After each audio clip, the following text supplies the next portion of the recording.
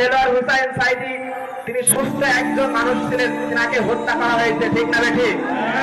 তিনি যখন জেলখানা থেকে বের হয়েছে, হাসি মুখে বের হয়েছে, তাকে যখন হসপিটালে ঢুকানো হয়েছে, তাকে ইনজেকশন দিয়ে তাকে মারা হয়েছে, ঠিক কিনা?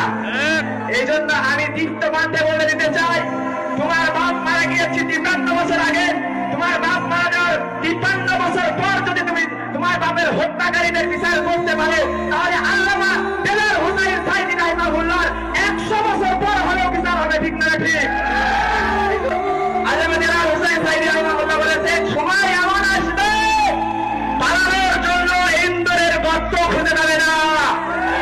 আজকে আমরা তাই দেখছি, তারা পালানোর জন্য বাংলাদেশ থেকে, ভারত থেকে যে দেশেই যায়, তাদের কোনো একটু মাত্র আশ্রয়ের জায়গা পাচ্ছে না। কেন্দ্রীয় সভাপতি যখন ছিলেন দেলোয়ার হোসেন ভাই, তিনি এখনো জীবিত আছেন। 45 দিন রিমান্ড দিয়ে নিয়েছে, 45 দিনের উপরে আজ পর্যন্ত বাংলার এই জমিনে কাউকে রিমান্ডে নেওয়া হয় নাই।